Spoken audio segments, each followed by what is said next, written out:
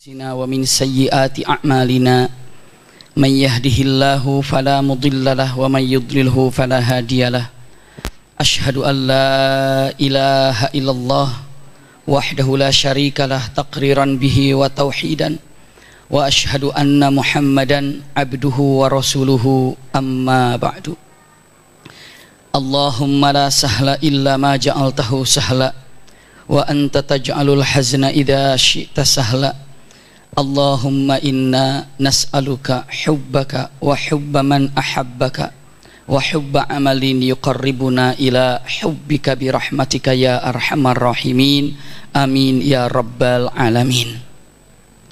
Alhamdulillahirabbil alamin. Mudah-mudahan pertemuan kita pada pagi hari ini seluruhnya disertai dengan rahmat dan berkah Allah Subhanahu wa taala. Amin ya rabbal alamin.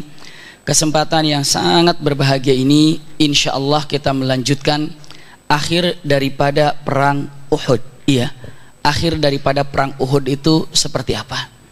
Pertemuan yang lalu telah digambarkan bagaimana Rasulullah Shallallahu Alaihi Wasallam dan para sahabat saat istilahnya apa ya, diacak-acak pertahanannya oleh orang-orang kafir Quraisy. Apa penyebabnya? Karena yang namanya para prajurit yang menjaga di atas gunung yang namanya Jabal Rumat itu harus turun ke bawah karena melihat diperkirakan perang sudah tuntas. Terlebih lagi dilihat di situ, lihat ghanimah yang bertumpuk, maka mereka langsung turun dengan menginginkan mengumpulkan ghanimah. Ternyata dari belakang ada pasukan Khalid bin Walid menyerang sehingga pasukan mukminin saat itu Rasulullah terhimpit dalam keadaan menyulitkan. Yang dari depan kembali mundur menyerang, yang dari belakang pun maju ke depan. Akhirnya saat itu Rasulullah mendapatkan kesulitan dan berikut para sahabat. Dan beberapa sahabat lari ke kota Madinah. Dan Rasulullah berteriak. Ada dua hal tujuan Rasulullah berteriak. Yang pertama mengumpulkan kekuatan orang-orang mukminin. Ketika mengatakan ilayya ibadallah ana Muhammad Rasulullah dalam kesulitan, kemari wahai hamba-hamba Allah, ini aku adalah Muhammad Rasulullah. Mudah-mudahan dengan sebutan bahwa di situ ada Muhammad, orang akan berkumpul di situ dengan semangat kembali dan datang di sana. Itu tujuan pertama. Bisa juga tujuan kedua, ketika Rasulullah Shallallahu Alaihi Wasallam berteriak mengatakan ilayya ibadallah ana Muhammad Rasulullah, agar para sahabat pun terbebas dari serangan orang-orang kafir, karena orang kafir pasti yang dicari itu siapa? Nabi Muhammad Rasulullah. Bisa dipahami ya? Jadi perkataan teriakan yang dilakukan Rasulullah dua kali ataupun dua tujuan ini, ilayya ibadallah ana Muhammad Rasulullah, ilayya ibadallah, teriakan yang sangat keras sekali. Ternyata yang berkumpul hanya berapa orang saja, dan yang lainnya imma tidak mendengar perkataan Rasulullah, imma dia dalam keadaan menyulitkan. Akhirnya demi menyelamatkan pergilah ke kota Madinah. Jadi berangkat ke Madinah. Ini yang kemarin disampaikan. Selanjutnya yang terjadi kepada Abu Sufyan setelah melihat semuanya ada, saya sudah sampaikan bagaimana terjadi hiwar. Hiwar itu apa? Tektok daripada pertanyaan jawab atau tanya jawab antara Abu Sufyan dengan Umar bin Khattab saat Umar bin Khattab berada di atas bukit. Masih ingat ya? Lanjutkan lagi ya, walaupun baru 1 bulan, masa lupa? Insyaallah ya, kalau lupa ingat lagi, lihat di pelajaran-pelajaran sebelumnya di YouTube ada. Kalau lupa lihat YouTube-nya, lihat, insyaallah ada, selalu terus ya. Subhanallah, punten saya lanjutkan. Rasulullah turun setelah orang kafir pergi, meninggalkan Uhud, pergi orang kafir. Rasulullah diperkirakan aman dan para sahabat turunlah ke bawah. Bunda, 70 para sahabat wafat di situ. Dan sangat mengerikan, Rasulullah Shallallahu Alaihi Wasallam melihat dan para sahabat tidak ada. Ini para ulama mengatakan, ya, tidak ada satupun jasad dari para sahabat yang 70 orang wafat itu dalam keadaan sempurna wajahnya. Semuanya acak-acak ditamsil. Ada yang digunting hidungnya, ada yang digunting telinganya, ada yang digunting dagunya. Pokoknya diacak-acak semuanya. Kenapa? Saking marahnya mereka kan. Rasulullah di atas nggak bisa dikejar karena di situ ada Sa'ad bin Abi Waqqas. Siapa yang datang ke atas langsung dihujani dengan panah yang selalu tepat. Sekarang bagaimana? Ya sudah, ini yang matinya acak-acak. Terlebih lagi Hamzah radhiyallahu an, dibelah dadanya, lalu dibuka, dikeluarkan isinya. Jadi isi daripada perut Hamzah ini berada di sampingnya. Itulah Hamzah. Ini pun dicoret-coret juga. Itulah Hamzah. Sampai Rasul sallallahu alaihi wasallam begitu melihat Hamzah nangis, dan tangisannya baka, dikatakan kata-kata para sahabat mengatakan baka alladzi abkana, baka Rasulullah sallallahu alaihi wasallam abkana. Jadi para sahabat itu nangis itu bukan karena melihat para sahabat yang tergeletak seperti itu, tapi para sahabat menangis itu karena tangisan Rasulullah membuat kita menangis. Bisa dipahami Bunda? Iya. Jadi ibu bisa jadi tadinya biasa nggak sedih, tapi ngelihat orang itu banget sedihnya, maka kita melihat kesedihan itu bukan melihat sedih ngelihat ininya yang sesuatu terjadi, tapi sedihnya ngelihat orang sedih itu. Bisa dipahami Bunda ya? Saya melihat di tayangan di YouTube gitu atau di mana ada kucing membangunkan temannya yang sudah mati. Iya, sambil kucing itu setia duduk di gini. Ternyuh. Kenapa? Saya tidak melihat kucingnya mati itu jadi sedih, tapi betapa setianya temannya itu ngebangunin kucingnya itu sehingga membuat nangis itu karena kucing tingkah lakunya demikian saat kehilangan temannya. Jadi para sahabat mengatakan baka Rasulullah abkana, Rasulullah telah menangis dan tangisan itu telah membuat kami menangis. Sautun nasij itu seperti itu. Iya. Jadi kalau anak kecil sudah selesai nangisnya tapi itu dia sekukan. Iya, berarti itu saking apanya itu nangisannya? Sedih. Sautun nasij. Iya, sampai para sahabat semua nangis. Dan punten Rasulullah SAW di situ dikagetkan dengan ada jenazah namanya Mukhairik, Yahudi, seorang Yahudi. Saat Rasulullah berangkat dari mana? Dari yang namanya Madinah menuju ke Uhud, itu ada orang Yahudi ngebuntutin dari belakang. Lalu orang Yahudi itu bertanya, Mukhairik ini bertanya kepada para prajurit yang ada, mau kemana kalian? Jawab prajurit, kami mau berperang. Melawan apa perangnya? Orang kafir Quraisy. Siapa pimpinan kalian? Pimpinan kami Rasulullah Muhammad. Oh, Muhammad Rasulullah itu ya? Iya. Lalu dia bilang, Mukhairik mengatakan, wah asik tuh, aku mau ikut perang Yahudi dia. Lalu kata orang mukmin, enak aja, nggak bisa dong, harus Islam dulu, harus izin dulu sama Rasulullah. Dia ke depan, akhirnya jumpa dengan Rasulullah.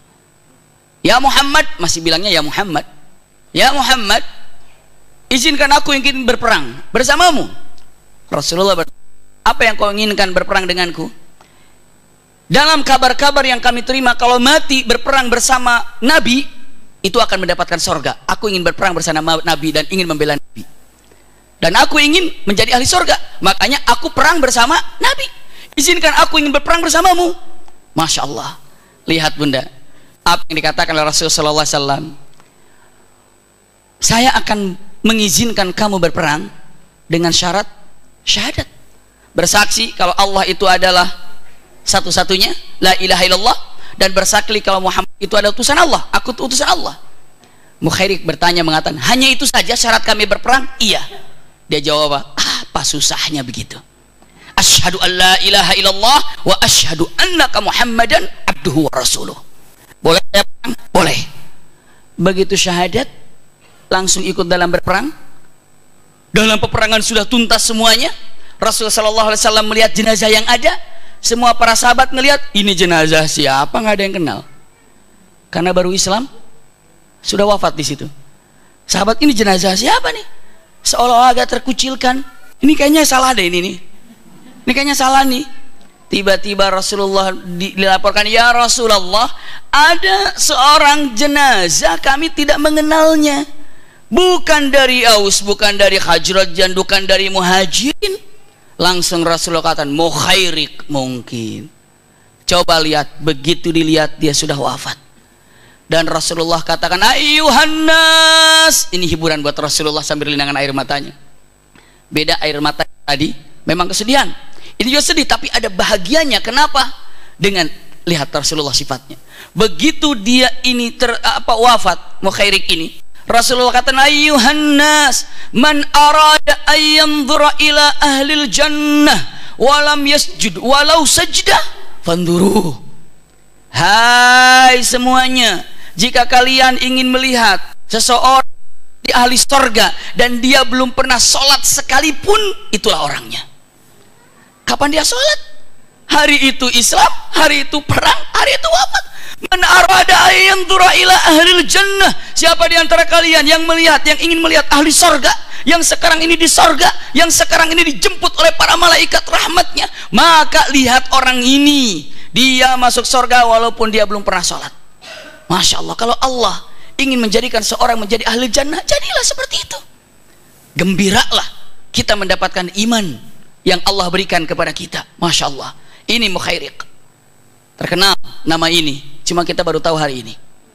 Mukhairik, seorang Mukhairik namanya, Yahudi terkenal, tapi beliau ini langsung mengatakan, kata Rasulullah, subhanallah, khairul Yahudi, pada waktu itu Mukhairik, sebaik-baik Yahudi yang sekarang ini, maksudnya zaman itu adalah siapa? Mukhairik. Kenapa? Hari itu Islam, hari itu wafat.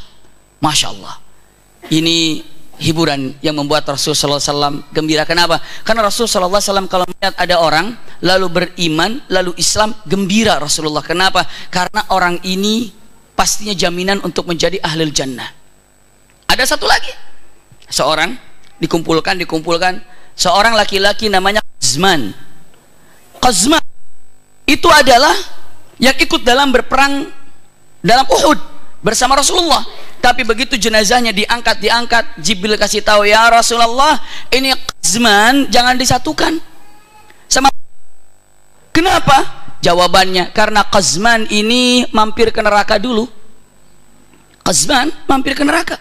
Ya Rabb, ini dia perang bersamaku, dia perang bersama pasukan mukminin, dia perang jelas melawan orang kafir, kenapa harus mampir ke neraka? Jawaban apa? Ternyata dia ini tidak sabar dalam berperang. Tidak sabar seperti apa? Ketika berperang, dia sudah kena tombak atau sudah kena pedang, lalu dengan rasa sakitnya, dia ini tidak tahan dengan rasa sakitnya, maka pedang yang nempel di sininya tadi ini, di sini kan pedang nempel, sakit, iya. Karena nggak tahan rasa sakitnya, akhirnya pedangnya diginiin. Jadi terhitungnya apa? Bunuh diri. Menahan rasa sakit yang ada, nggak tahan, aduh nggak tahan, udah dihabisin aja rasa sakitnya, selesai, bunuh diri.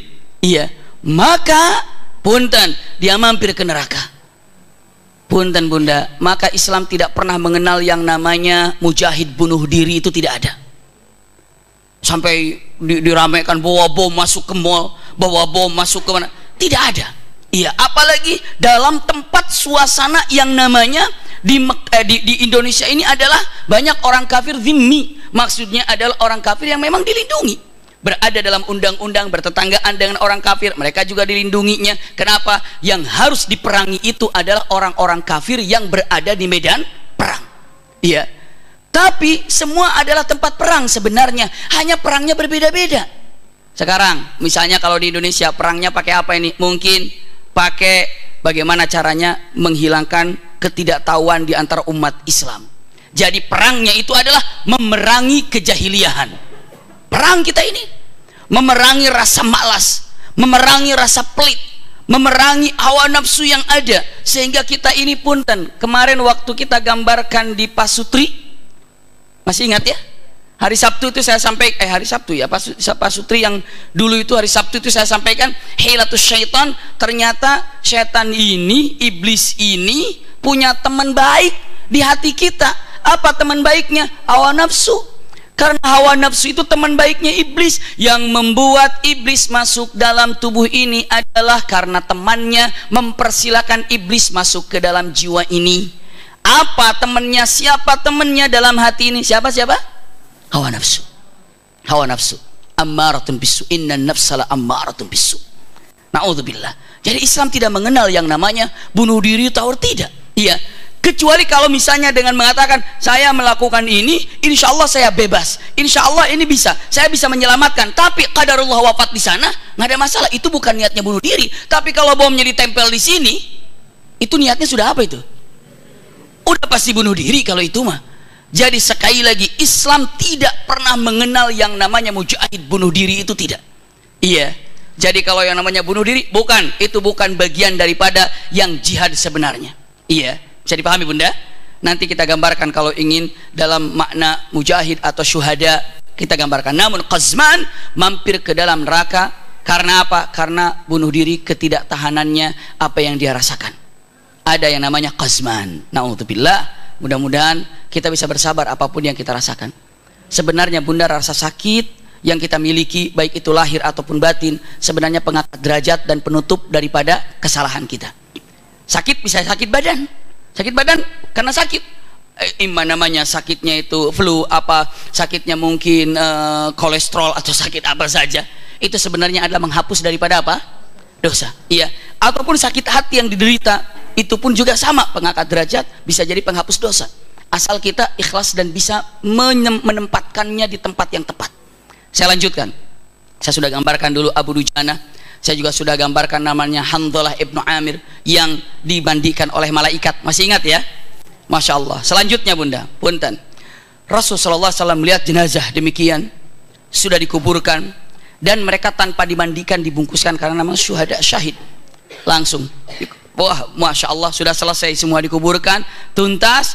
Rasulullah, kenapa para syuhada Uhud ini tidak dikuburkan di Madinah? Apa di Madinah ada kuburan apa namanya? Baqi. Kalau di Mekah ada apa? Ma'la. Ya, Baqi. Dan Baqi ini adalah yang pertama kali nanti dibangkitkan di alam mahsyar itu ahlul Baqi. Keutamaan yang luar biasa di Baqi ini. Nyaman. Iya.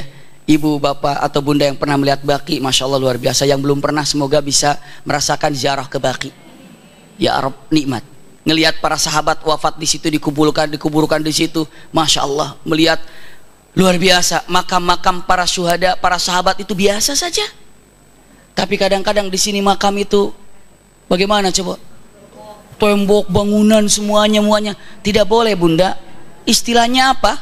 Biasa sajalah. Iya, tidak perlu. Masya Allah, kadang-kadang ngelihatnya makam itu udah kayak istana gitu. Masukkan ke dalam ya, tidak, biasa saja. Biasa saja.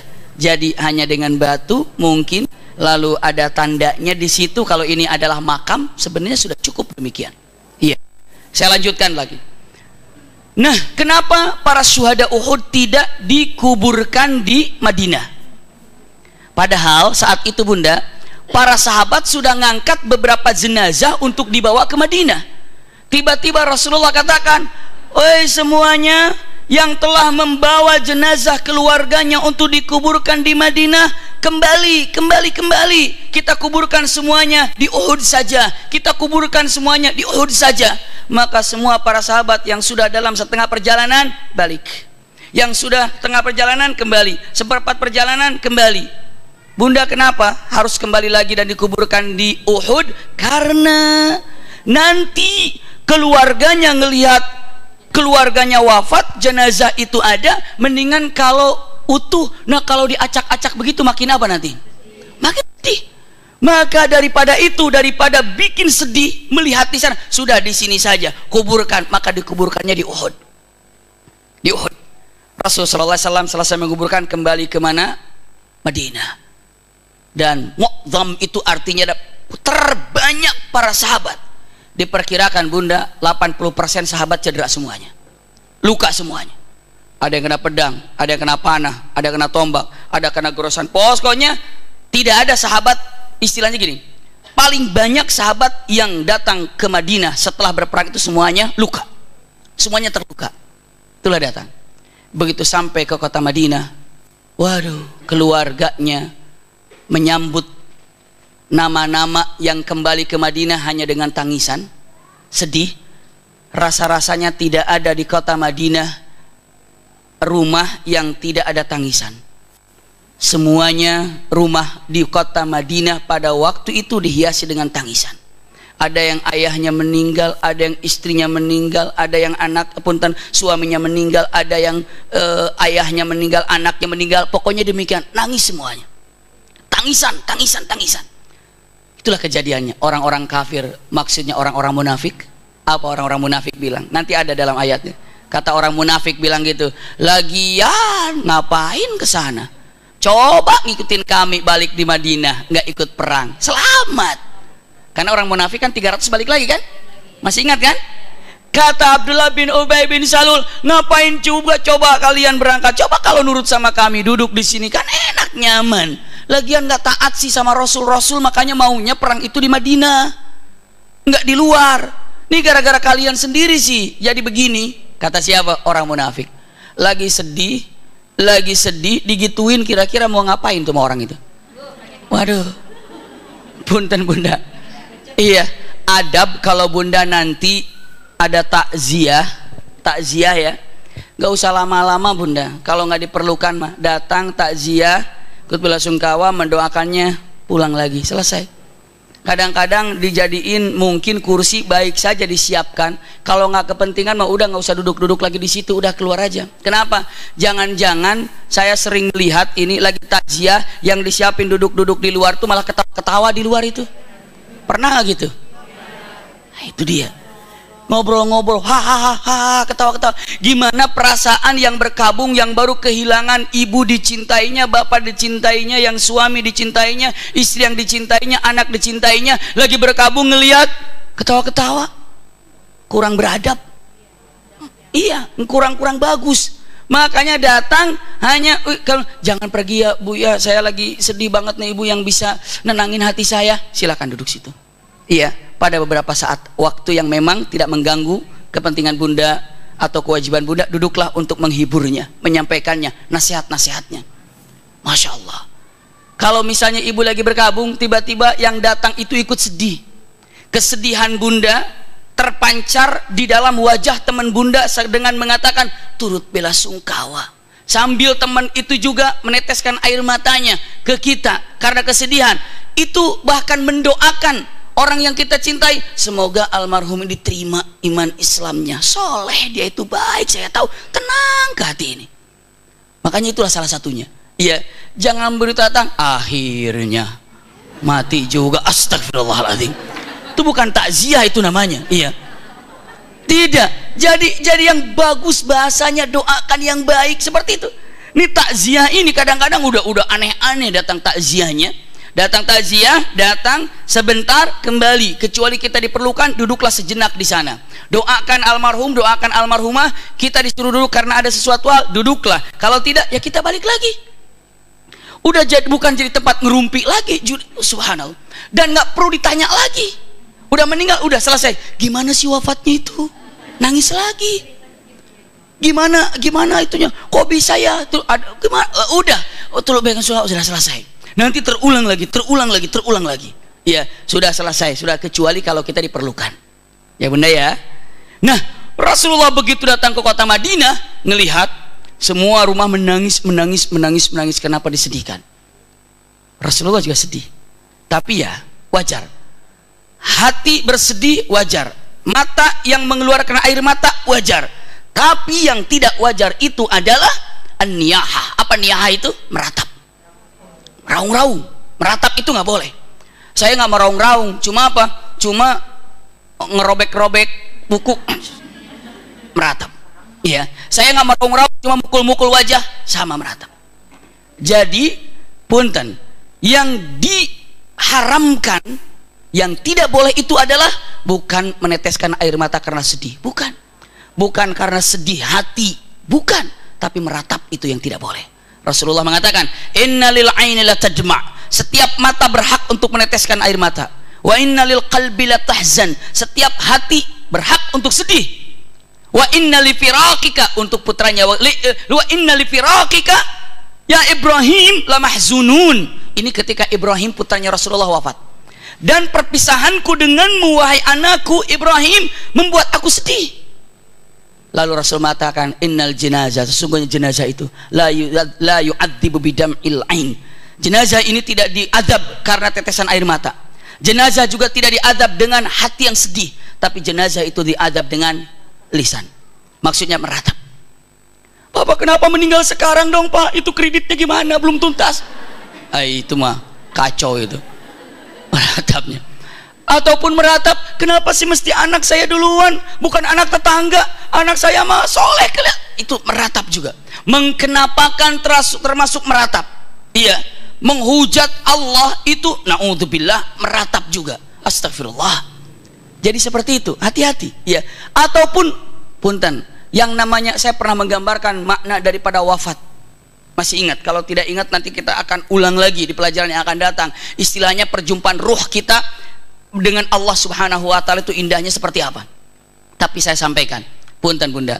Jadi usikum wa iyaya nafsi bitaqwallah, yang namanya kematian itu sudah ditentukan oleh Allah bukan? Kapan ditentukan kematian kita? Kapan ditentukan? Sejak kapan? Sejak kita di perut ibu sudah ditentuin. Ibu tahu wafatnya kita kapan? Nggak tahu, tapi wafat pasti kan? Sejak kapan wafat kita ini ditentukan oleh Allah kapan? Saat di perut ibu. Berarti itu janji Allah apa bukan?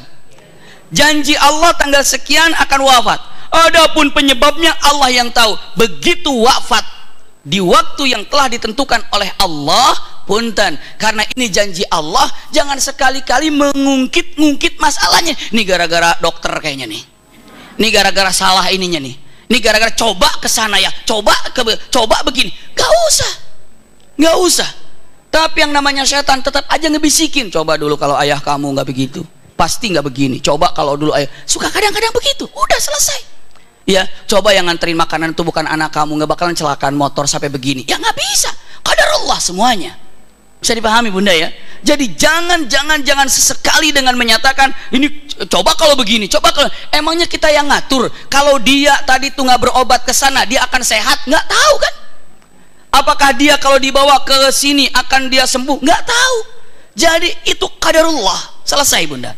Jadi masalah kematian menimbulkan niyahah. Menimbulkan apa tadi? Meratapan. Coba Bunda, pernah Bunda merasakan mungkin, coba ya kalau kemarin tuh gini, cobalah kalau nggak telat ya, cobalah. Semuanya seolah-olah punten menyesali dengan apa yang telah terjadi, dan itu adalah salah satu pintu masuk setan. Pintu masuk setan. Akhirnya apa? Menyesal. Punya dosa itu dan ini, naudzubillah. Punten. Iya. Saya lanjutkan dulu. Rasulullah SAW mengatakan balik sini, hanya dikembalikan. Dikuburkan di Uhud. Setelah dikuburkan di Uhud, Rasulullah kembali. Bunda, semua di kota Madinah berada dalam tangisan. Hiburan pertama buat Rasulullah melihat seseorang Yahudi masuk Islam, Masya Allah, tanpa melaksanakan sholat dulu, wafat dan dia menjadi ahli jannah. Senang Rasulullah begitu. Yang kedua, ada yang menyatakan nama wanita ini adalah Ummu Dinar. Apa yang terjadi kepada beliau radhiyallahu anha? Bunda, beliau ini perempuan, kalau kemarin bintang pahlawan wanita saat di perang Uhud ada yang namanya Nusaybah. Ingat namanya? Masya Allah, Nusaybah. Nusaybah yang ikut berperang, Nusaybah yang ikut menghadang orang-orang kafir. Nusaybah yang tadinya adalah bagian belakang ternyata maju ke depan. Ya, itulah kekuatan dan keindahan dan kehebatan Nusaybah. Saya lanjutkan. Rasulullah masuk kota Madinah, itu para keluarga itu mengharap. Kalau dulu kan data mungkin gampang, coba kirimin nama-nama yang tidak ada, mungkin bisa di WhatsApp, di SMS untuk zaman sekarang. Kalau dulu kan keluarga bisa ngebayangin Bunda, begitu para sahabat datang dari mana, dari arah sana, dari Uhud, semua keluarga menunggu berdiri begini, nunggu bapaknya mana, suaminya mana, anaknya mana, ditunggu begini. Bisa dibayangkan itu keindahannya, tapi bisa jadi merupakan kesedihan. Berdiri nunggu di sini, tiba-tiba dikatakan, Bu, putra ibu meninggal. Innalillahi wa inna ilaihi raji'un. Sudah dikuburkan. Innalillah. Ingat, suaminya meninggal. Innalillah. Bisa begitu. Ayahmu meninggal. Innalillah. Nunggu begitu. Tapi begitu melihat ayahnya, melihat anaknya yang selamat, dalam arti kata tidak wafat, tidak mati syahid di sana. Waduh, mungkin dipeluknya seperti apa dan bagaimana. Punten Bunda, ada seorang wanita berdiri. Ummu Dinar. Para ulama menyatakan sebagian begitu jalan perempuan ini ada kabar. Assalamualaikum Ummu Dinar. Waalaikumsalam. Ummu Dinar sudah tahu kabar apa? Subhanallah, ayahmu syahid. Inna lillahi wa inna ilaihi raji'un. Allahumma rzuqhus syahada. Allahumma rzuqhus syahada. Ya Allah, berikan mati syahid yang indah buatnya, buat ayahnya. Lalu apa yang ditanyakan? Terus Rasulullah bagaimana? Masya Allah, begitu dikabarkan ayahnya meninggal, langsung lontaran ucapannya setelah mendoakan ayahnya, dia katakan, bagaimana Rasulullah? Rasulullah ada di belakang. Baik, alhamdulillah. Masya Allah. Datang lagi kabar. Siapa yang datang kabar? Nunggu Rasulullah. Ya Ummu Dinar, sudah tahu kabarnya? Ayah saya meninggal. Iya, ayahmu meninggal. Tapi ada satu lagi. Siapa? Anakmu wafat, syahid. Innalillahi wa inna ilaihi raji'un. Allahumma gfir lahu warhamhu wa'afi wa'fu. Baru dia katakan, bagaimana Rasulullah? Subhanallah, dikasih tahu anaknya wafat, masih bertanya, bagaimana Rasulullah? Masya Allah, bagaimana cintanya orang ini kepada Rasulullah. Coba. Tidak lama lagi, datang lagi satu kelompok, nunggu Rasulullah datang lagi. Assalamualaikum ya Ummu Dinar. Waalaikumsalam. Sudah tahu kabarnya? Kabar ayahku dan anakku yang syahid itu? Iya, ada satu lagi Pak, suamimu juga syahid. Subhanallah. Innalillah, berlinang air matanya keluar. Begitu disebutkan suaminya wafat, keluar air matanya. Innalillah wa inna ilaihi raji'un. Lalu bagaimana Rasulullah? Masih ditanya, bagaimana Rasulullah? Dijawab, Rasulullah ada di belakang. Baik dia. Lalu dia katakan, orang lain kalau sudah tahu keluarganya langsung pergi. Ummu Dinar tidak beranjak dari tempat itu sebelum memastikan Rasulullah baik. Cintanya kepada Rasulullah berdiri. Begitu sedang berjalan, Rasulullah tahu siapa yang wafat, siapa yang syahid. Rasulullah tahu keluarganya siapa. Rasulullah luka apa tidak?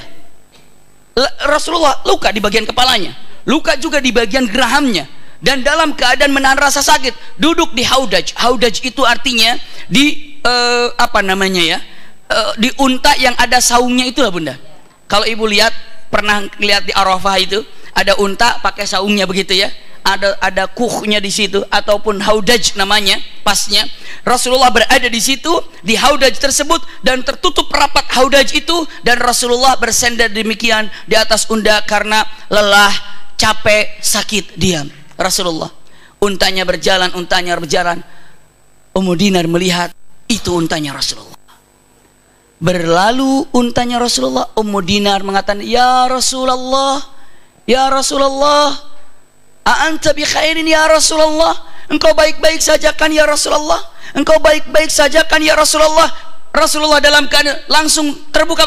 Ummu Dinar, subhanallah, kenapa? Tahu istrinya bahwa suaminya wafat, anaknya wafat, ayahnya wafat, memanggil Rasulullah. Ummu Dinar dibuka, lihat wajahnya. Ummu Dinar melihat, mengatakan, ya Rasulullah, engkau baik-baik saja. Lalu anakmu, apa dijawab oleh Ummu Dinar? La syuk, yang penting engkau baik-baik saja ya Rasulullah. Masya Allah, cintanya kepada Rasulullah itu demikian. Yang penting engkau ya Rasulullah, yang penting engkau ya Rasulullah. Rasulullah dengan mengatakan ya Rabb, ini hiburan buat Rasul Sallallahu Alaihi Wasallam. Ada yang tegar, dan melihat ketegaran demikian, berharap semua sahabat yang ditinggal wafat, ayahnya ataupun ayahnya atau suaminya atau istrinya ataupun oleh anaknya, tegar seperti Ummu Dinar. Rasulullah masuk kota Madinah. Begitu lihat di kota Madinah sore-sore itu, semua penuh dengan tangisan. Rasulullah seorang dari masjid melihat rumah ini nangis, rumah nangis, kecuali ada kumpul di rumahnya. Hanya ada satu rumah yang tidak ada perkumpulan berkabung di dalamnya. Rumahnya siapa? Rumahnya siapa? Hamzah. Hamzah la bawakialah. Rumah Hamzah pamanku yang ini tidak ada yang berkumpul dengannya. Itu kata Rasul sallallahu alaihi wasallam. Dan Rasulullah begitu melihat Hamzah itu tangisannya, Rasulullah melihat rumah itu. Kenapa? Nggak ada keluarganya. Ngelihat Siapa yang menangis di rumahnya Hamzah ataupun yang berkumpul di rumahnya Hamzah? Tidak ada. Rasulullah merunduk begini. Umar bin Khattab melihat tatapan Rasulullah ke rumahnya Hamzah seperti itu. Umar bin Khattab faham. Rasa-rasanya kalau ibu punten ada orang di keluarga kita wafat, ternyata yang takziah banyak, seneng nggak kira-kira? Seneng. Kalau nggak ada yang takziah, seneng nggak kira-kira? Sedih. Kepada kemana ini? Ngedoain apa enggak? Mungkin itu yang dirasakan dalam hati Rasulullah SAW. Walaupun tidak seperti itu pastinya. Hanya ini kenapa nggak ada di sini? Memang Hamzah. Hanya rumah Hamzah nggak ada yang takziah. Hanya rumah Hamzah yang tidak ada yang tangisan di sana. Di situ langsung Hafsah mengambil beberapa temannya, masuklah ke rumahnya Hamzah dan duduklah di situ. Baru kata Rasul, oh ternyata di rumah Hamzah juga ada yang nangis. Ternyata di rumah Hamzah juga ada yang menangis ataupun takziah. Masya Allah. Rasulullah SAW hari pertama di Madinah, dicek para sahabat bunda, dalam keadaan luka yang cukup parah. Waktu azan ma'adzan ke masjid semuanya. Bahkan banyak suaminya yang tidak bisa berjalan ke masjid karena luka parah di kakinya, karena sabetan pedang ataupun karena tombak. Istrinya ngebopongnya untuk datang ke masjid. Subhanallah. Jadi para sahabat ini waktunya sholat datang ke masjid, istrinya datang ke masjid. Sampai yang namanya Abu Salamah, Masya Allah, dia lukanya cukup parah dan di masjid pun tidak bisa berdiri, tapi hanya duduk saja bersender. Itu pun sholat di masjid. Walaupun sudah perang Uhud dan beberapa sahabat terluka parah, tetap dalam waktu sholat datang ke masjid. Dahsyat. Gimana mereka ini menjaga kekuatan yang ada? Karena perubahan diri kita sebenarnya ada di dalam sholat bunda. Perubahan suami kita pun atau suami bunda adanya di dalam sholat. Seperti apa disiplinnya sholat, seperti itulah akhlaknya. Karena disiplin sholat itu adalah mencerminkan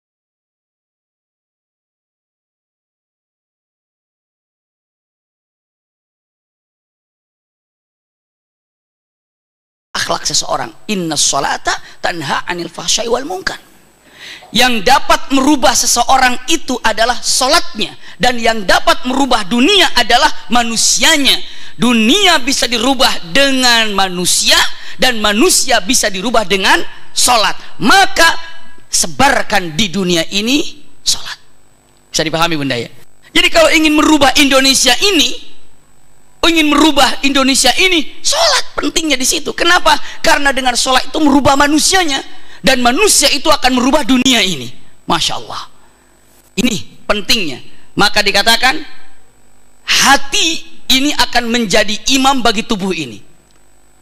Tubuh ini ibarat negeri, ibarat negara.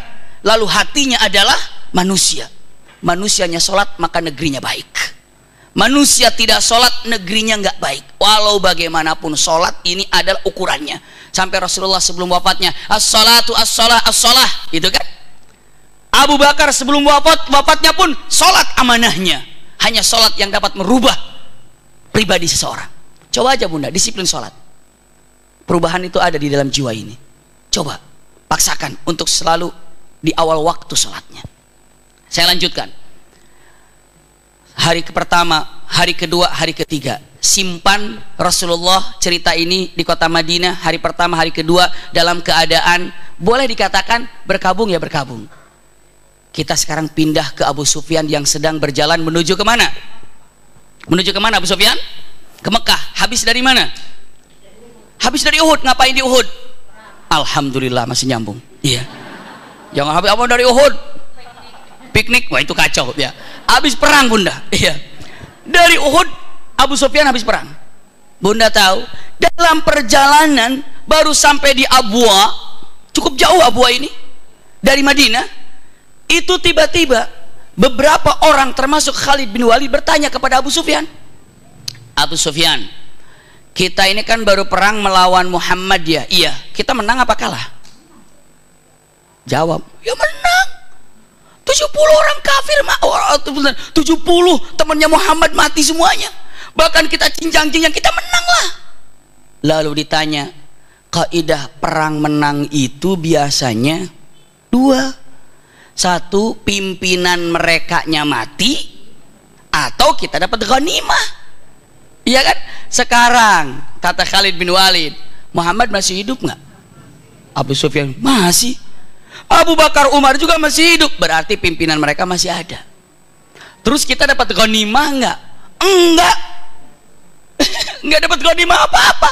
Lalu mereka mengatakan, berarti kita menang apa kalah ini? Luar biasa ya. Lalu mereka berhenti, iya juga ya.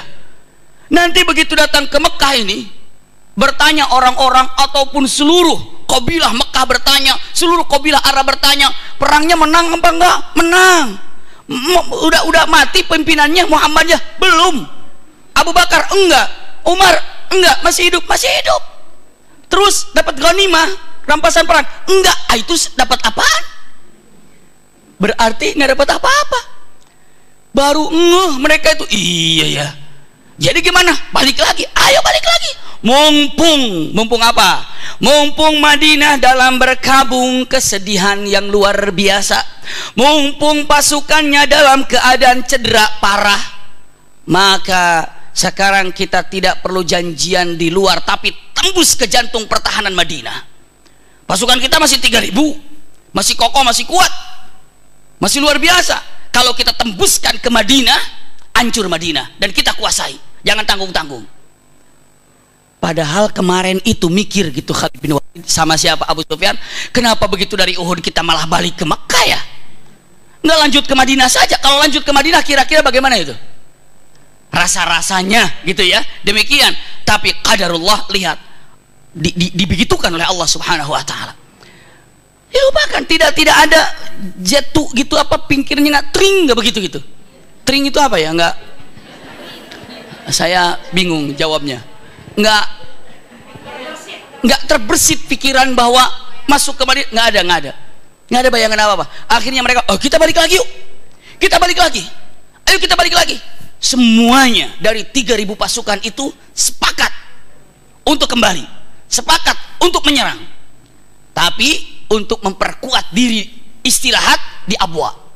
Bisa dipahami bunda ya? Jadi begitu mikir, jangan berangkat sekarang, 1 hari kayak tinggal di Abwa, 2 hari kayak untuk mengembalikan apa? Stamina. Untuk kemarin kan baru perang, untuk mengembalikan stamina kita kuatkan dulu, baru jalan tembus kemana? Madinah. Bisa dipahami sampai di sini bunda nih? Masya Allah. Kita balik lagi ke Rasulullah sekarang. Biasakan seperti di sinetron bolak-balik ceritanya. Iya. Sekarang simpan dulu kisah yang mereka sedang menyiapkan pertahanan untuk kembali ke Madinah karena mereka merasa tidak mendapatkan kemenangan. Iya, karena nggak ada bukti kemenangannya, dan siap-siap untuk kembali ke Madinah, istirahat sejenak 1 atau 2 hari kita gempur Madinah. Simpan cerita ini, kita kembali ke Rasulullah. Habis sholat zuhur Rasulullah hari ketiga bunda. Hari pertama berkabung, hari kedua masih, hari ketiganya ini setelah Rasulullah sholat subuh, Rasulullah terbersit pikiran luar biasa. Kata Rasulullah langsung begini, kata Rasulullah, Nas, sahabat masih dalam keadaan luka, cedera, dalam keadaan luka yang cukup parah juga, banyak para sahabat semuanya. Rasulullah memikirkan orang sadar kalau mereka tidak punya bukti kemenangan, masih hidup, ghanimah mereka tidak dapatkan ke Madinah. Maka lihat Rasulullah katakan, maka saya perintahkan kepada kalian semuanya, pagi ini siap-siap untuk berangkat mengejar mereka. Masya Allah. Pagi ini nih, pulang dari masjid ini, siap-siap untuk mengejar mereka. Sebelum mereka kembali, kita hadang lagi di sana. Didatangin lagi, kejar mereka. Allahu Akbar. Pasukan mana di dunia yang baru saja berkabung dalam keadaan luka parah harus bangkit menyerang musuh? Tidak bunda, susah untuk diterka siapa ini. Kalaulah bukan ada keimanan yang ada, para sahabat pasti banyak alasannya. Apakah para sahabat menyambut dengan lemah? Tidak. Sahabat mengatakan Allahu Akbar, siap ya Rasulullah. Tidak ada begitu. Hari ini, saat ini kita berangkat. Apakah ada sahabat menjawab, yang bener aja, kita kan baru datang, kejam banget nih pemimpin?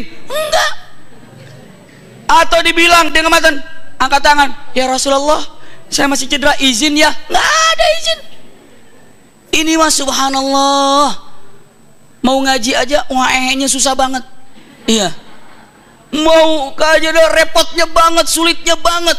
Oh, susah sana, jalannya macet. Udah kalau hujan mah susah, becek-becek nggak usah. Padahal kata Allah, yang datang tolong siapkan pintu sorga, 8-8-nya buka. Masya Allah. Gara-gara hujan nggak jadi, buat yang lain aja. Masya Allah. Karena macet nggak jadi, buat yang lain aja. Kan jadi seperti itu kan. Kalau nggak mau datang, semua jadi banyak list alasan. Macet, becek, hujan, jauh, susah parkir, apalagi panas, bisa jadi 1000 alasan bunda. Wah gitu. Tapi kalau dengan Bismillah Allahu Akbar, tepis semuanya, buang semuanya. Bunda, para sahabat ini kan istri-istrinya pada nunggu di luar kan, sebagian kan, karena ada suaminya memang tidak bisa berjalan atau ditinggalkan oleh istrinya, setelah itu nanti jemput untuk kembali pulang ke rumahnya. Ibu tahu sambutan istri daripada para sahabat? Begitu datang, mah, misalnya bahasanya, kita ngejar lagi pasukan orang kafir yang baru berangkat menuju Mekah, ditakutkan mereka kembali. Apa jawaban istrinya? Harus berangkat, Pak. Bismillah. Masya Allah. Ini mah nggak begitu, Pak. Subhanallah. Ntar dong, mama ngomong sama Rasul deh. Astagfirullah. Biar gimana kan jadi naik biasanya. Ini enggak. Tenang, di kepo. Dia bilang begitu, Pak. Bapak harus berangkat, Pak. Bismillah. Nah, berangkat, nak. Berangkat. Bunda, punten. Istrinya yang menyiapkan kuda buat suaminya, unta buat suaminya, dudukan untuk suaminya. Banyak para sahabat yang tidak bisa duduk dengan rapi, maka dibikin sandarannya dan nyender. Dan beberapa sahabat, banyak, kalau banyak itu lebih dari 3 ya, banyak para sahabat yang mana kakinya pun sudah tidak bisa napak jalan dengan baik karena sakit di bagian ini. Makanya di pelana kudanya itu yang buat nginjaknya itu, langsung kakinya diikat. Jadi insya Allah dia nggak bisa turun. Kenapa langsung diikat di situ? Langsung diikat di situ. Ya, langsung diikat di situ dan dia nggak bisa berubah apa, diam saja begitu. Subhanallah. Iya, dia tetap begitu dan dalam keadaan nggak bisa, lalu diam. Dan beberapa sahabat pedangnya terhunus. Terhunus itu apa? Pedangnya sudah siap hajar, ditempelkan, diikat. Kenapa? Karena dia nggak bisa nyabut pedang. Kan nyabut pedang dari sini kan, atau dari mana? Akhirnya nempel aja gini pedangnya. Nanti pun kalau perang cuma bisa kiri-kiri ke kanan-kanan saja. Tapi semangatnya. Dan semua para sahabat mengatakan ke istrinya, hanya mengatakan kata-kata, istriku doakan semoga saya mati syahid di sana. Masya Allah. Waduh, berat ini para sahabat. Silakan. Masya Allah. Kayaknya kenal nih. Silakan.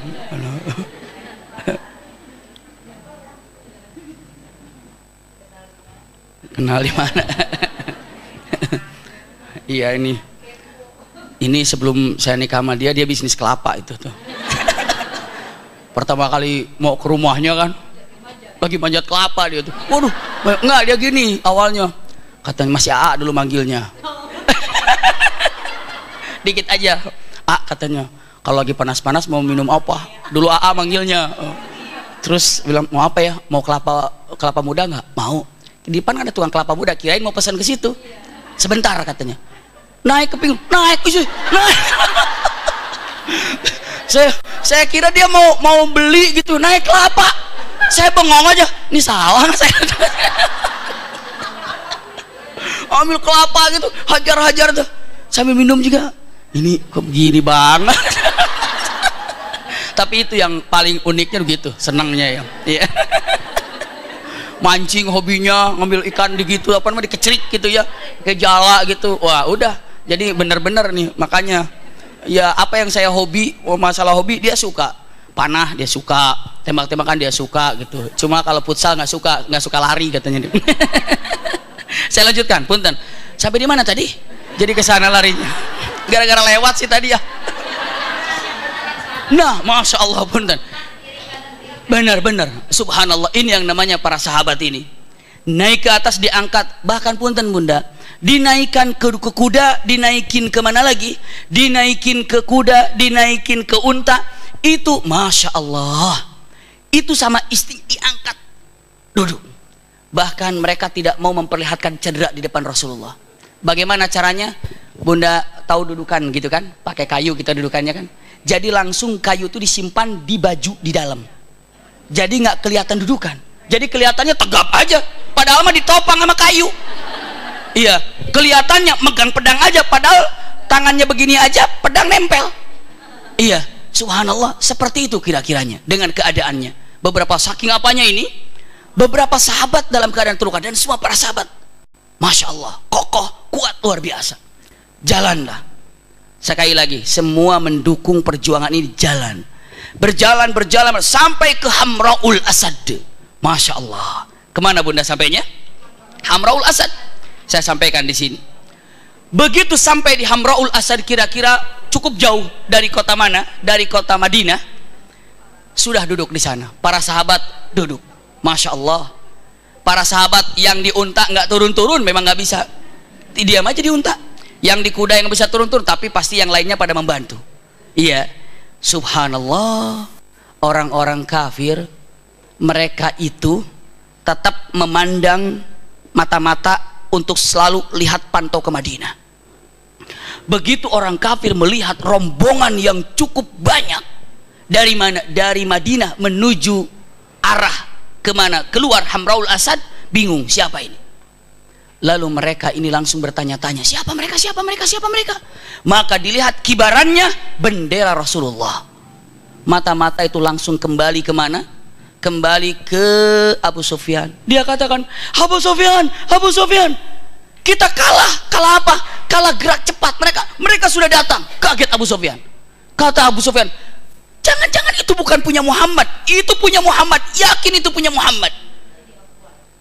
Mesti itu Muhammad. Bukan, kan mereka baru cedera, mereka baru berkabung, nggak mungkin mereka bangkit lagi, pasti mereka dalam keadaan berkabung lama. Tidak, itu pasti Muhammad. Dikirimlah seorang laki-laki namanya Mu'bad al-Khuzai. Mu'bad al-Khuzai, iya, Mu'bad al-Khuzai ini adalah utusan dari Abu Sufyan. Mu'bad, tapi sebenarnya musyawarah dulu. Jadi gimana ini? Iya, maksud gimana itu orang Abu Sufyan. Jadi gimana nih? Kita lanjutin perang atau gimana? Allah tanamkan rasa takut di antara mereka, orang-orang kafir. Lalu mereka bilang, ya Abu Sufyan, tapi kayaknya deh kita cukup menang yang kemarin aja deh, jangan cari menang yang kedua. Bisa dipahami gak ya? Itu hatinya sudah apa? Sudah ciut, sudah ketar-ketir. Nggak lucu kan? Kemarin kita sudah ngejatuhin 70 orang nih. Masa sekarang kita harus tumbang di sini? Apalagi kita nggak kenal dengan Hamraullah. Ya biasalah, alasan kalau nggak mau perang mah acak-acakan alasannya kemana-mana. Terus yang dikasih alasannya pun Abu Sufyan juga nggak mau juga. Iya bener kamu. Cuma masalahnya kalau pulang ada rasa takut juga, takut dikejar. Bisa dipahami ya? Gimana caranya kabur tanpa ada yang ngejar? Kata siapa? Kata Abu Sufyan. Diutuslah yang namanya siapa? Mu'bad al-Khuzai.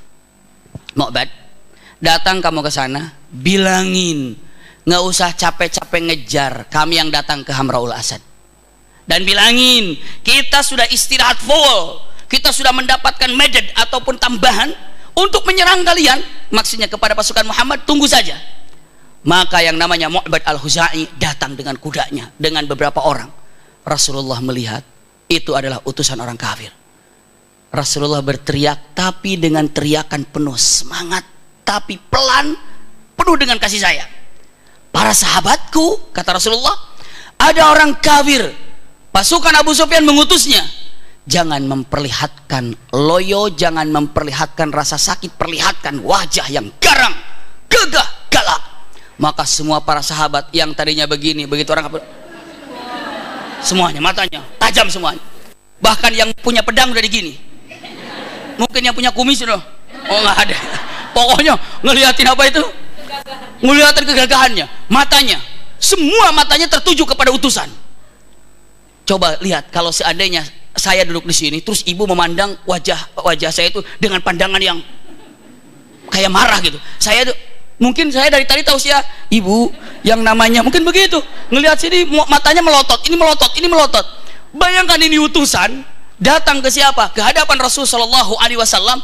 Semua para sahabat pandangannya tajam pandangannya dan gagah semuanya. Maka kata Mu'bad al-Khuzai, waduh, marah banget nih. Dendamnya pasti lebih dahsyat dari yang kemarin-kemarin ini. Kata Mu'bad al-Khuzai sambil nakut-nakutin juga kepada Rasulullah. Dalam Al-Quran ada, sebetulnya nanti ada dalam Al-Quran banyak ya ayat tentang cerita ini, tapi ini perkataan Mu'bad al-Khuzai. Qala lahumun nasu innan nasa qad jama'u lakum fakhshawhum. Subhanallah. Muhammad, orang kafir ini telah berkumpul, maksudnya Abu Sufyan ini telah berkumpul di sana dengan pasukannya, dan datang lagi bantuan dari Mekah. Mereka telah berkumpul dengan kekuatannya untuk menyerang kalian, maka takutlah. Itu takut-takutin. Ketika ditakut-takutin demikian, kebalik orang mukmin mah. Al-Quran mengatakan fazadahum imana, malah tambah yakin imannya. Begitu punten bunda, begitu dikasih kabar Muhammad, mereka Abu Sufyan dan pasukannya datang dengan berbagai macam perlengkapan baru akan tiba menyerangmu, maka takutlah. Jawaban para sahabat apa? Alhamdulillah, bentar lagi mati syahid. Masya Allah, bentar lagi mati syahid ini. Tapi Rasulullah, jadi begitu ditakut-takuti malah imannya apa? Kuat. Begitu ditelepon sama temennya, bu, kayaknya nggak ngaji. Misalnya ditelepon sama temennya, kan saya lah terlalu cepat perumpamaannya. Iya, ditelepon, bu, kayaknya sekarang di Cinere macet loh bu, nggak ngaji. Ibu langsung bilang, fazadahum imana, malah tambah mau ngaji. Penasaran, itu dia. Oh. Yang ada, bu, ke sana tuh malah macet, belum jalan itu juga ya. Ibu harus fazadahum imana, ketika ditakut-takut fazadahum imana, fazadahum imana. Bisa nggak begitu? Itu harus begitu. Bahkan jawabannya Rasulullah SAW mengatakan, wa qalu, para sahabat jawabannya apa? Hasbunallahu wa ni'mal wakil. Ini jawaban para sahabat. Hasbunallahu wa ni'mal wakil.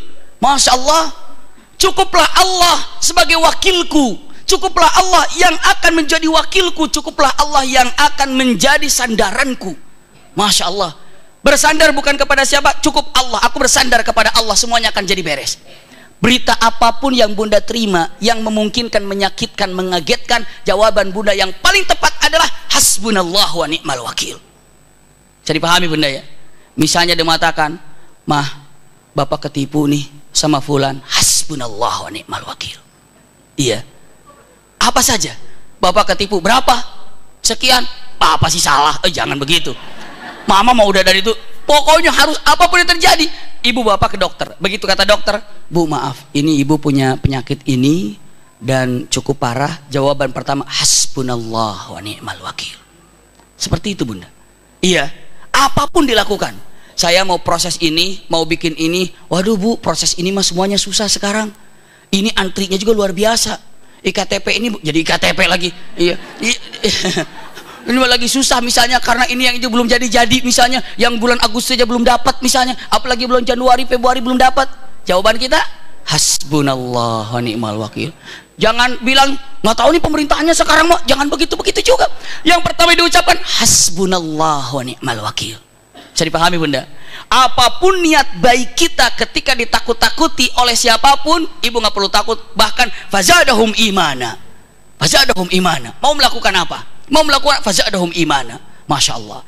Ketika dikatakan, Muhammad takut loh, mereka itu banyak pasukannya dan berkumpul akan menyerang dengan berbagai macam kekuatannya. Fazadahum imana, imannya kuat. Hasbunallah wa ni'mal wakil.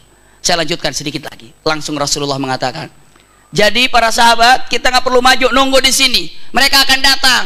Allahu Akbar, seneng akan perang lagi. Waduh, kalau gitu, iya perang lagi. Kacau ini. Udah tahu begini, tiba-tiba bunda. Begitu Mu'bad ini datang, bilang ke Abu Sufyan, bener, pilihan kita kabur lebih baik. Kenapa? Garang-garang wajahnya, matanya itu bulat-bulat, tajam-tajam. Iya, pokoknya pedangnya ini siap terhunus. Bagaimana? Kabur. Besoknya ditunggu, nggak datang pasukan. 2 hari nggak datang, 3 hari nggak datang. Kata Rasulullah, ini 3 hari pada kemana nih nggak datang. Coba dicek. Begitu dicek, kabur ternyata. Kata Rasulullah, sudah selesai. Maka kalau ada yang mengatakan perang Uhud ini, punten secara bahasanya, ya, kalah orang mukmin, enggak tuh, mereka kabur. Dikejar lagi Hamraul Asad, kenapa nggak berani lagi? Bisa dipahami bunda ya? Nggak berani lagi. Mereka kabur, nggak mau. Berarti yang kalah siapa? Mereka. Adapun yang wafat tidak kalah. Yang wafat itu wala tahsabannalladzina qutilu fi sabilillahi amwata. Jangan mengira orang yang wafat wafat syahid itu mereka wafat, tidak.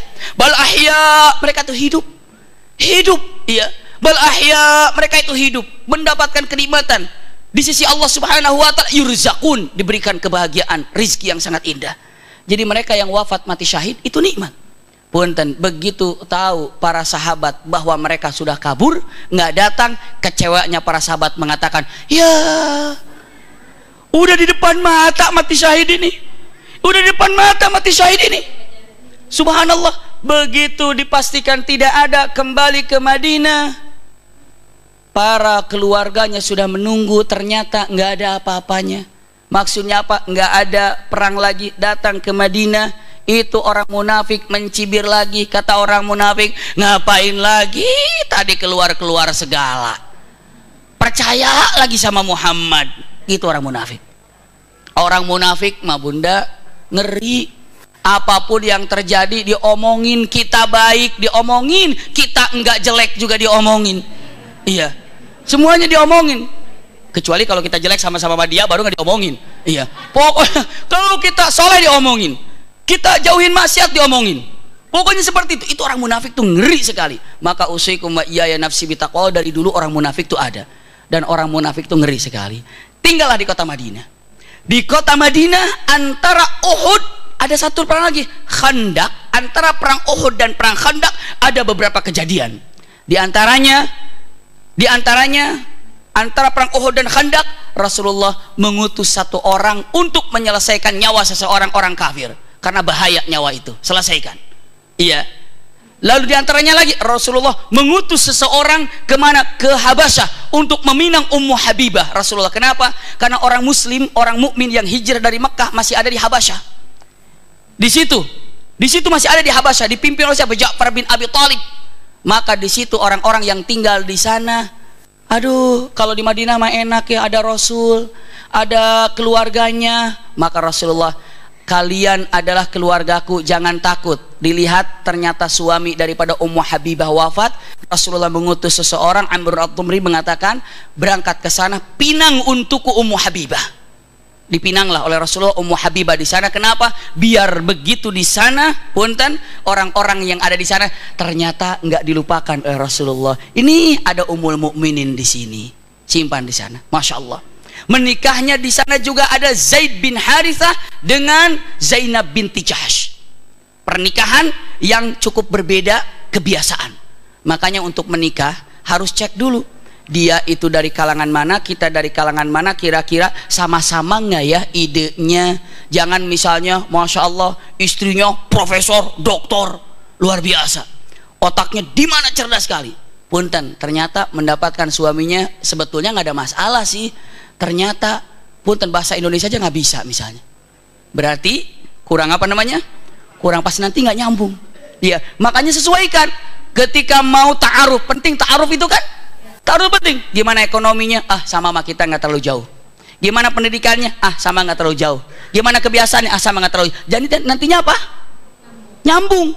Iya, ini makanan tiap hari keju melulu nih, ini singkong, ada ketemu. Iya, ini ngomongnya tinggi, ini jadi punten, adanya ta'aruf untuk melihat bukan dari wajah saja, keluarganya, kebiasaannya, tabiatnya. Oh, oke, jalanlah. Itu pentingnya namanya ta'aruf. Dan kejadian ini nanti kita akan lihat sebelum terjadi perang Khandaq, ada beberapa kejadian antara perang Uhud dan perang Khandaq. Dan di situ juga kejadian beberapa kali Rasulullah ditipu oleh orang-orang kafir. Datang orang pura-pura Islam, habis itu, ya Rasulullah, kabilah kami ingin belajar agama, tolong kirim dong orang-orang yang hebat dari Qur'annya, dari fikihnya, dari tafsirnya. Semangat Rasulullah, kirim para sahabat yang bagus. Begitu dikirim para sahabat ke sana, habis oleh siapa? Orang kafir dibunuhnya. Dibunuh oleh orang kafir. Itu kejadian, ya. Nanti ini adalah kejadian-kejadian ketika antara perang Uhud dan perang Khandaq. Judul yang akan datang, insya Allah, antara Uhud dan Khandaq. Antara perang Uhud dan perang Khandaq, iya. Jadi subhanallah, ini yang harus digambarkan buat kita semuanya, dan insya Allah apa yang disampaikan ada manfaatnya. Amin ya rabbal alamin. Bunda yang berbahagia, insya Allah tanggal 19 berarti hari apa? Hari Ahad, ya. Hari Ahad, Bunda silahkan kalau memang ada kesempatan bersama suaminya, ditunggu, ya. Dan sampai hari ini masih bisa, ya, masih bisa. Saya rasa masih ada tempat yang memang kalau Bunda mau ikut. Kemarin juga alhamdulillah dari beberapa dari Bintaro juga ada. Bahkan nggak tahu ya, kalau misalnya ternyata mau tiba-tiba dadakan ada waktu di sana, ada tiket nggak nanti di sana, ya? Ada di sana disiapin, ya. Jadi resikonya insya Allah ada di sana disiapkan. Mudah-mudahan ada sisa dari yang sekarang ini, tiket disiapkan di sana. Ujungnya akan dengan, jadi kalau rencana yang ada, Kang Rashid, Dr. Aisyah Dahlan, baru saya, lalu nanti sama-sama pasti tiga-tiganya, dan akan bermuhasabah semuanya. Muhasabahnya adalah muhasabah tentang masalah kehidupan ini, termasuk muhasabah di dalam masalah keluarga. Maka punten kalau misalnya bisa baik bawa suaminya, itu jauh lebih baik. Kalau belum dapat suami hari ini, jangan nyari dulu, mepet waktunya. Iya, mepet waktunya Bunda. Iya, mepet waktunya, ya. Ta'arufnya nggak keburu, belum nikahnya. Ya, itu saja Bunda. Kalau ada silahkan ditunggu nanti. Jazakumullah khair ala husni istimaikum lakum ini al-hubbu wa du'a. Wassalamualaikum. Punten, ada doa. Minta doanya buat anak-anak yang sedang ujian, semoga diberikan kemudahan dalam menjawab soal ujiannya. Amin, ya.